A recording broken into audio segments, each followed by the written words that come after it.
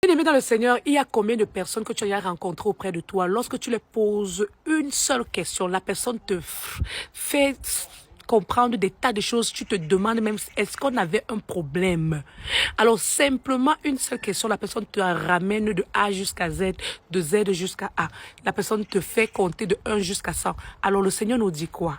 Une réponse calme, une réponse douce, calme la fureur. Alors, est-ce que je peux parler à quelqu'un aujourd'hui? Apprends à donner une réponse douce, calme. Ça doit apporter la joie dans le cœur de la personne qui est en train d'écouter cela. Une réponse douce calme la fureur, mais une parole dure excite la colère. Alors vous allez rencontrer qu'il y a des femmes, il y a des hommes pervers partout. C'est pas uniquement des hommes. Il y a des hommes que une seule question, ça amène tous les problèmes du monde. Également des femmes qu'une seule question, ça amène. Alors il faut changer ton habitude. Va lire dans le Proverbe 15.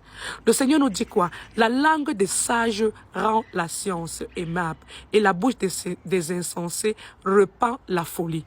Donc si tu comprends bien, qu'est-ce que le Seigneur qualifie des insensés?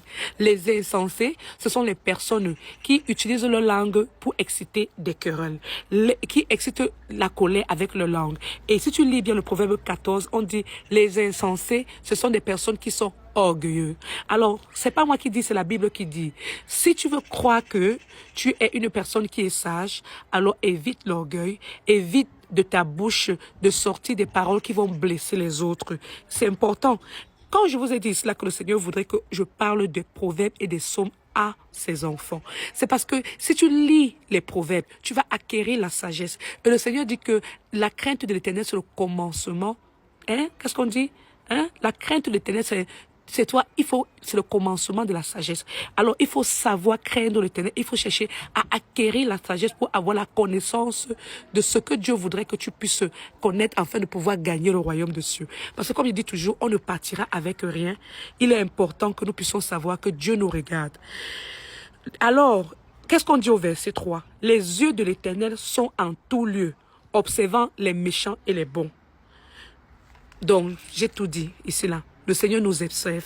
Soyons en train de présenter des bons comportements pour nous-mêmes, pour nos enfants et pour notre progéniture, afin que demain, quand nous serons plus là, que les enfants puissent se dire, mon père ou bien ma mère étaient des personnes qui croyaient à l'Éternel des armées. Et le Seigneur, même s'il les a appelés, il les a mis à côté de sa place. Alors, nous devons chercher le royaume de Dieu. Seigneur, donne-nous une place dans ton royaume de Dieu.